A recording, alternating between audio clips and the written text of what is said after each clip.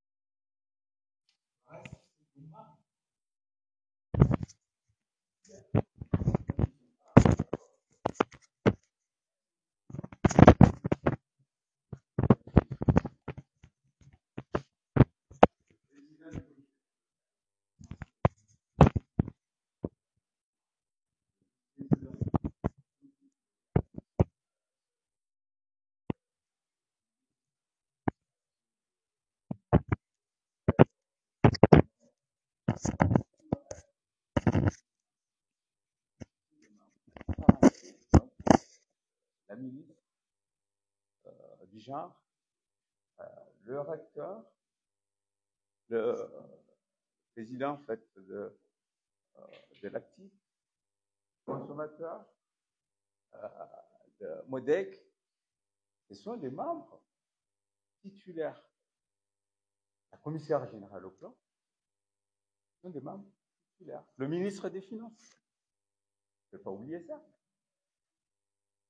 Et donc, c'est restreint. Ça doit se révéler dans la réalité.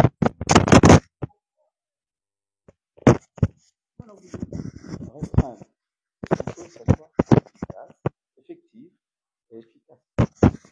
Malheureusement, il faut bien que les personnes sont prêtes non seulement être là pour représenter, voilà qui est la faute, mais on va en parler après.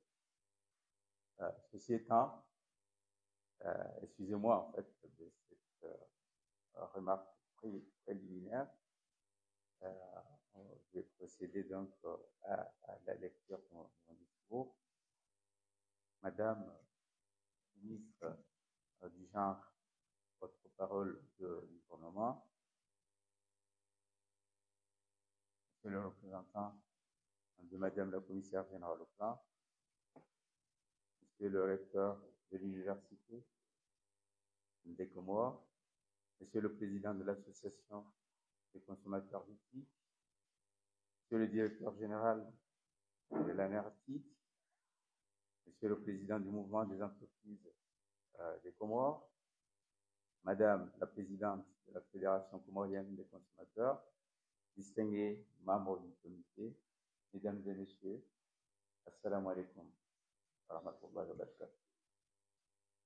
C'est avec un profond honneur que je prends la parole aujourd'hui en ma qualité de chef de pôle souveraineté énergétique et économie numérique et en tant que représentant du secrétaire général du gouvernement, président de ce comité de pilotage. Présider cette première session du programme d'appui à la digitalisation de l'économie comorienne. Votre présence reflète de la diversité et de l'excellence de notre nation, témoigne de notre engagement collectif à propulser les Comores vers une ère numérique prospère. Ce comité de pilotage incarne une richesse inestimable par la diversité et le haut niveau de ses membres. Il réunit des représentants du gouvernement, du secteur privé, des associations de consommateurs et de l'université, chacun apportant une perspective unique.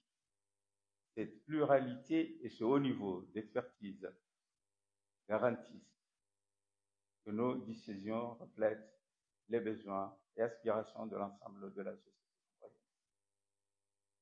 L'université ici occupe une place centrale dans notre démarche en tant que vivier du savoir et de l'innovation. Elle est appelée à jouer un rôle clé dans le déploiement et la pérennisation du PADEC. Sa participation active assurera que les compétences développées répondent aux exigences du marché numérique et que les avancées technologiques bénéficieront durablement à notre nation. Notre réunion coïncide avec des événements majeurs qui marqueront l'histoire récente des Comores. L'inauguration imminente du centre hospitalier universitaire El Marouf, prévu pour cette année 2025, une infrastructure moderne qui renforcera notre système de santé et offrira des services de pointe à nos concitoyens.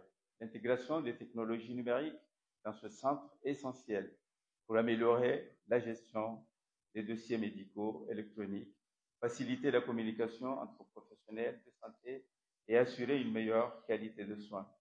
Cependant, cette numérisation accroît la vulnérabilité aux cyberattaques, rendant impératif le renforcement de la cybersécurité pour protéger les données sensibles des patients et garantir le bon fonctionnement des services de santé. La mise en place du switch bancaire et de l'interopérabilité bancaire. Cette initiative stratégique vise à moderniser notre système financier, facilitant les transactions électroniques et renforçant la confiance de notre économie. Le numérique joue un rôle central dans cette transformation en permettant une interconnexion efficace entre les différentes institutions financières. Toutefois, cette interconnexion augmente les risques de cybermenaces. Il est donc crucial de mettre en place des mesures robustes de cybersécurité pour protéger les infrastructures bancaires et assurer la confidentialité des données des clients et maintenir la stabilité du système financier. L'organisation prochaine des Jeux des îles de l'océan Indien, événement prestigieux, mettra en lumière notre capacité à accueillir des manifestations d'envergure internationale, renforçant ainsi notre position sur la scène régionale. Le numérique est indispensable pour assurer une couverture médiatique efficace, permettre la diffusion en direct de compétitions et promouvoir notre pays auprès d'un large public. Le déploiement d'une infrastructure haut débit est essentiel pour garantir une connectivité fiable, soutenir les besoins technologiques de l'événement et offrir une expérience enrichie aux spectateurs et participants. Ces échéances ne sont pas de simples coïncidences.